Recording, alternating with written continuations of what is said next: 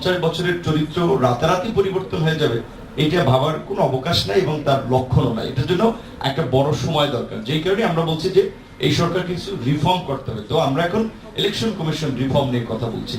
আমি মনে করি আমাদের যে আজকের পেপার প্রেজেন্ট করেছেন যে আব্দুল আলিম ভাই, উনি যে 3টি দেশের উদাহরণ টেনে এনেছেন, সেখানে আমরা বাংলাদেশের বর্তমান প্রেক্ষাপটে আমরা ইন্দোনেশিয়ান স্টাইলটাকে কিছুটা ফলো করতে পারি। যেমন আমরা যে সার্চ কমিটিটা করব, এখন আমরা যদি আইন করি, নির্বাচন কমিশন আইন, যে পাওয়ার পার্টি, অপোজিশন পার্টি কিংবা থার্ড পার্টি তারা অ্যাপয়েন্টেড করবে।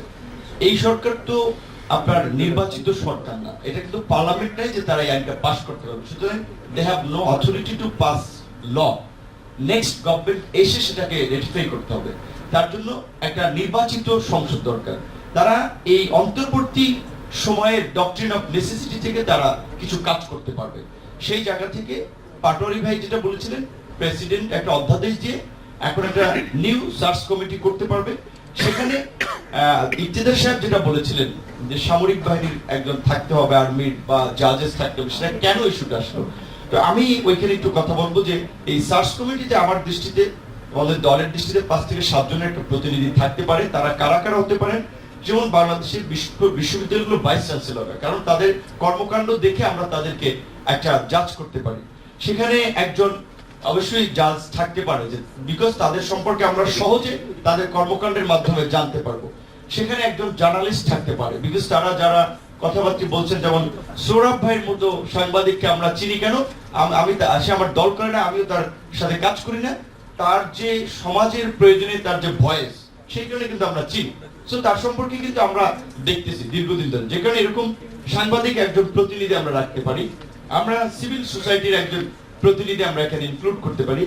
আমরা বিশ্ববিদ্যালয়ের অধ্যাপকদের মধ্যে যেমন আসিফ নজরুল স্যার আজকে অ্যাডভাইজার হয়েছেন, আসিফ নজরুল হঠাৎ করে অ্যাডভাইজার হন না, একটা এক্সাম্পল। কিংবা তাজিমুদ্দিন খান ঢাকা বিশ্ববিদ্যালয়ের শিক্ষক, ওনাদের আমরা দীর্ঘদিন ধরে সমাজের বিভিন্ন বিষয় নিয়ে কথা বলা, মানুষের পাশে দাঁড়ানো থাকাটা দেখেছি। কাজে এই অধ্যাপকদের সম্পর্কে তো আমরা জানি, সেক্ষেত্রে বিশ্ববিদ্যালয়ের অধ্যাপককে আমরা বিবেচনা করতে পারি।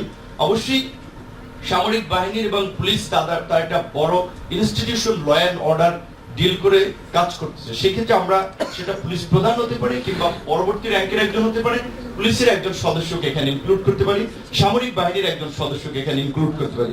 তাহলে আমার এইভাবে যদি আমরা দেখি, সেখানে 7 সদস্য বিশিষ্ট একটা সার্চ কমিটি হয়, যাদের কাজ হবে তারা ওই যে ইন্দোনেশিয়ান আপনার কমিটির স্টাইলে তারা প্রাথমিকভাবে সবার কাছে নাম চাবে এবং কেন তাকে প্রপোজ করতেছে, তার যোগ্যতাটা কি, সেটা মাস্ট বি তারা লিখবে।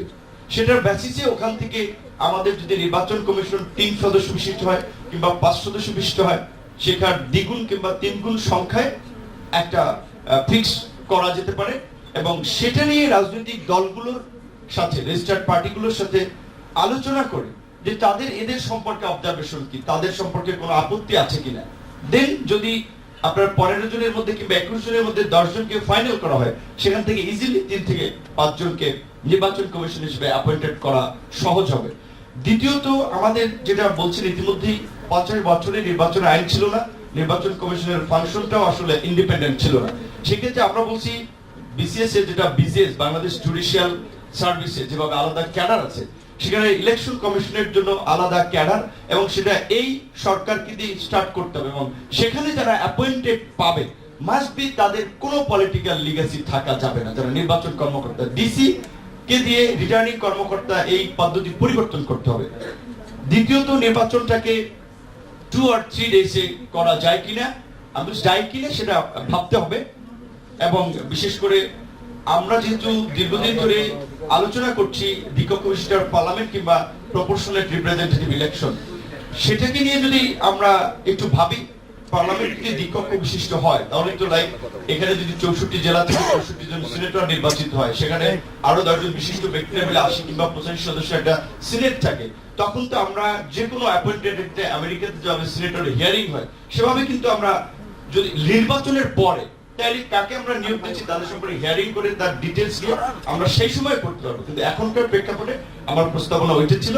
আর বিশেষ করে আমাদের এই সময় প্রপোর্শনাল ইলেকশনের কথা, ওয়ান পার্টির একটা মনোপলি পার্লামেন্টে, এবং সেটা আমরা দেখছি একটা অটোক্রেটিক গভর্নমেন্ট একটা রুলকে এন্ডোর্স করে। সেই জায়গা থেকে এইবার যে দুটো সংস্কারের আমরা প্রয়োজনীয়তা আমরা লক্ষ্য করছি। সমস্ত জনগণ, রাজনৈতিক দল, সিভিল সোসাইটি সবাই একমত হচ্ছে এবং এই গভর্নমেন্ট যদি এই পরিবর্তনটা না আনতে পারে বাংলাদেশে আগামীতে পরিবর্তন হবে কিনা আদৌ আমরা জানি না। আপনারা সংগ্রামের কথা বলছেন, ত্যাগের কথা বলছেন, হিস্ট্রি দেখলে 18 থেকে 20 বছর পর পর 52 থেকে 71, 71 থেকে 90, 2007 সাল, ইভেন 24, আমরা 18-20 বছর পর পর আমাদেরকে এরকম একটা রক্তক্ষয়ী পরিস্থিতি, লড়াই সংগ্রামে অবতীর্ণ হতে হচ্ছে।